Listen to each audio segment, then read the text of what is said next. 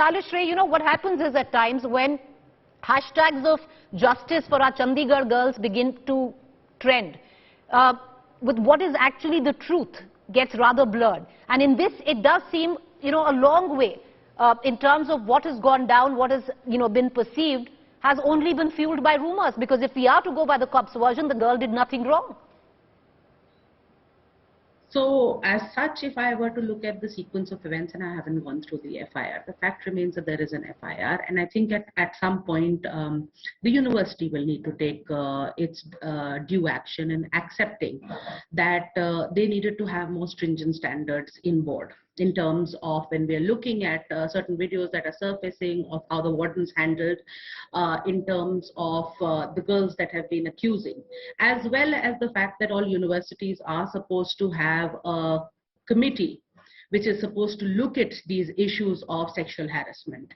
So currently, when I look at the overall picture, I think between the rumor mongering, between the students being agitated and sort of coming down on the streets and talking about their own version, it becomes slightly problematic, because as such, if an FIR has been registered, thereafter the accused have been taken into custody, they've been produced before a magistrate, things are moving in the fastest form of fashion that they can. And in the meanwhile, amongst the young community, the sort of sense of anger that is there is something that the university needs to look at, because it would then point towards, as you rightly pointed out, a trust deficit. And where does that trust deficit come in from? Has there been a culture like this that exists in the university? Is there a committee for the sensitization towards gender harassment, which can be woman qua woman as well? Has there been an awareness made around campaigns around privacy and what gets covered under privacy, and all of those issues? So I think Chandigarh University will need to take a step back and look at those issues and build up within the student committee a consultative mechanism to address that future situations like this do not arise, where students come to a flashpoint within its university. You know, Mr. Shashikant, he's back with us. He's been the former DGP Punjab. So would you, try and demystify the many questions that have come to light? Because one question which is being asked, if the cops insist that the girl only took her own video and sent it to her boyfriend, then why the arrest? Why has she been arrested in the first place? Number two, in the way that you have seen this issue was handled by the Chandigarh University, the cops say that they acted immediately on count, but the way the university handled it, do you think that was wanting? Ma'am, to start with, I'll say the situation was badly handled right from the very beginning.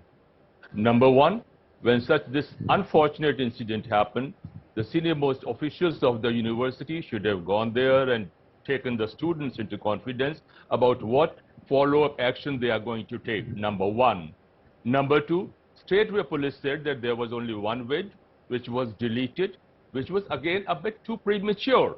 Because till such time the device goes to the forensic laboratory and they certify, because if you delete a video or whatever it is, still its hard memory has it. If it will send the cloud has it. So there's so many things.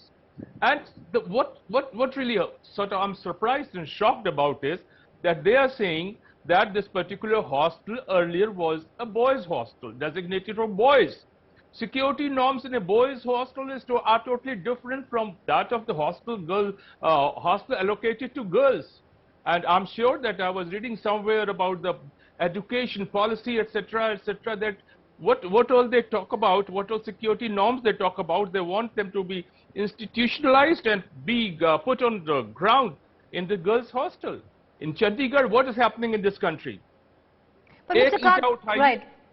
Mr. Kant, I want to ask you again. You were saying, sir, that the Punjab Police was premature in now saying that, because not just, that from the top level on, from the IG to the SP to the SHO, have all held one view which says that the girl has done actually nothing wrong because she's only made her video. You think this is premature, right?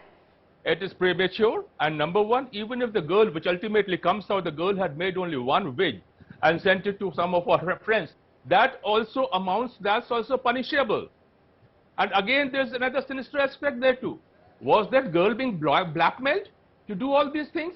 There's in fact the entire Pandora's box which is there. All these questions need to be answered. Instead of jumping onto one statement or the other. Wait for the investigation, wait for the forensic report, and then now that the guys are in the police custody, let them be interrogated properly. Right. Because this is one incident which is, I mean, everybody's faith in the universities is shaken. Right.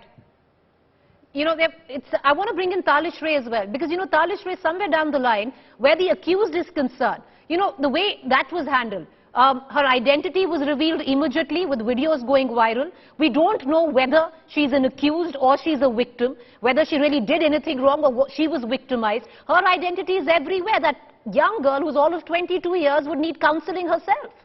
Yes. Yes, so that's one part of it, and that's the unfortunate part when there is a sort of a mob build-up that happens, and that witch hunting is continuing. Having said that, currently we can't say which side this is going to fall on. As Sir previously pointed out, it's too early for the police to start making statements as well. They have been, all three accused have been put under custody for investigation, and thereafter, once a charge sheet is filed, it is something that can be put forward to public. So constantly talking about who may be on the wrong side is something that needs to be determined in a proper forensic manner, because let's not forget that evidence in terms of Evidence Act, read with IT Act, it's a little difficult to adduce. I mean, I can send something, I can immediately destroy something. There are media sites where immediately things disappear. So it's important right now to maintain a very balanced view and see who may be what, instead of trying to find who is the accused, who is the victim here at this point. You know, I'm going to leave it at that, and especially for all those who are watching us, because everybody is jumping to conclusions on what really went down. I think everybody needs to take a step back, and one thing one needs to recognize is that the Chandigarh University and the Punjab Police are responsible for a huge botch-up. They could have handled the entire incident way more sensitively than they actually have, because what it's really come down to is a war of versions, and that's not the point. I appreciate Kamaljeet Sandhu and Manjeet Sehgal, both of them, for joining us. They've been tracking the case very, very closely.